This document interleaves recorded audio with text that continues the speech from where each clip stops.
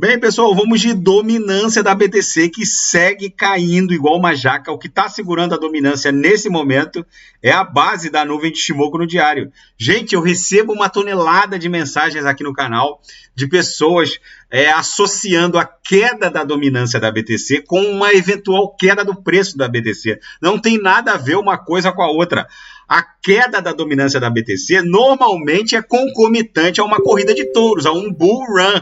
Há uma alt-season das altcoins e uma corrida de touros também para a BTC.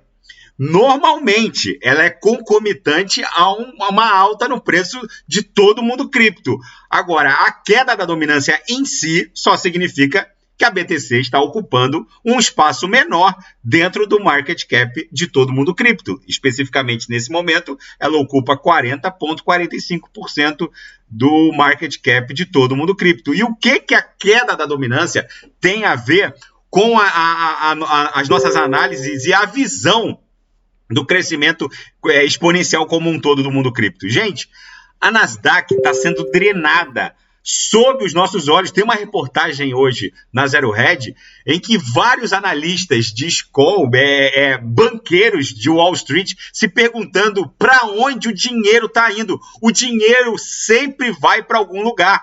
E eu venho reportando aqui no canal. Esses analistas concluem que o S&P e o Dow Jones não estão sendo objeto do destino dessa drenagem.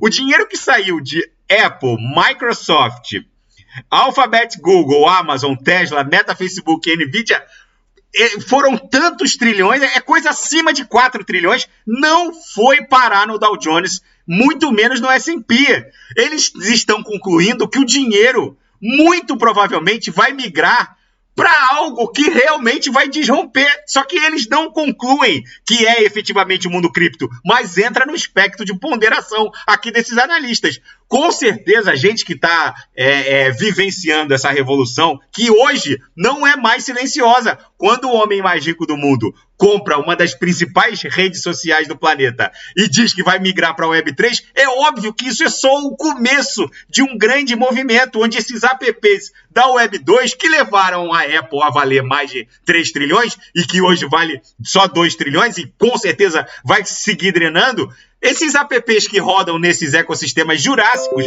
vão rodar, na verdade, em DEPs, que são ecossistemas da Web3. Portanto, não subestimem essa movimentação. A dominância deve cair para estressar 38%, 39%. Aqui deve formar um pullback e seguir desenhando essa grande canaleta virtual de baixa. Mas antes de acabar de falar da dominância, eu queria falar da Fairdesk, essa exchange, essa plataforma de futuros que está com uma promoção muito interessante. Quem fizer a subscrição na plataforma através do link abaixo, realizando um primeiro depósito maior ou igual a $100, recebe um depósito bônus de até $600. Lembrando que esse depósito bônus não pode ser sacado. Vocês podem operar esse depósito depositado como margem, abrindo operações long ou short e sacar o eventual lucro. Eu opero na Fairdesk diariamente, estou muito satisfeito, vale muito a pena.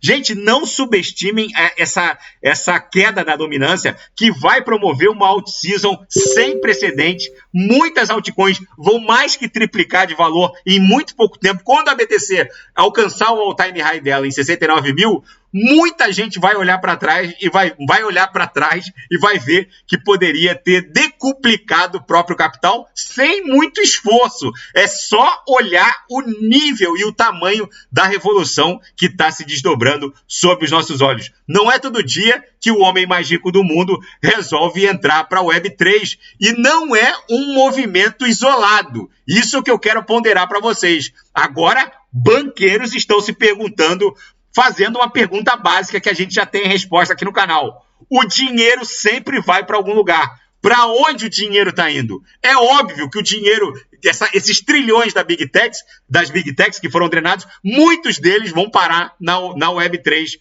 no mundo cripto. Tá bom, pessoal? Daqui a pouco eu volto com o Shiba Inu e quem quiser sugerir alguma análise é só colocar nas mensagens abaixo. Grande abraço, até daqui a pouco.